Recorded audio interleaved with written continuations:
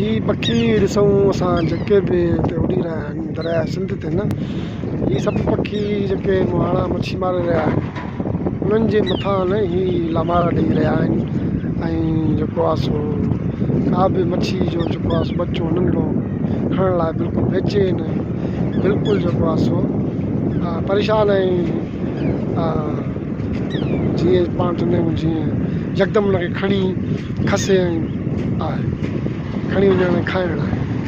त ही जेके आहिनि यानी बुख ऐं खाधे जे पोयां ऐं पंहिंजो पेट भरे ॿिए जो मांस खाई ॿिए खे क़सूर पहुचाए, सिर्फ़ु इहा इंसान जी लॻे थो किरत कोन्हे, बल्कि जेके बि ज़िंदा शयूं आहिनि सभिनि जी इहा ई किरत लॻी रही आहे। हिन मां त घटि में घटि इहो सम्झ में अचे थो ही सभु कांग ही सभु ईअं ई परेशान लॻा पिया आहिनि, वात ई पटिया पिया आहिनि कि मच्छियूं असां खाऊं, हिननि मलाहनि खां मच्छियूं फुरियूं ऐं नंढियूं मच्छियूं खणूं ऐं खाऊं।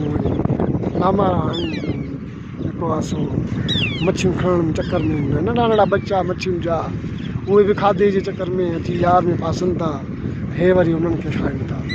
हिन मां इहा ॻाल्हि साबित ज़ाहिर थिए थी त कुदरत जो इहो लॻे थो फ़ैसिलो आहे त ईअं ई ॿिए जो मांस पटे खाइणो आहे। इहा जेका किरत सिर्फ़ु इंसान जी कोन्हे, इंसान ते इल्ज़ाम ज़रूरु आहे पर ईअं कोन्हे।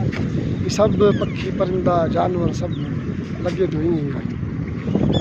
सिंधू माता सिंधू जी पवित्र नदी, महिरबानी।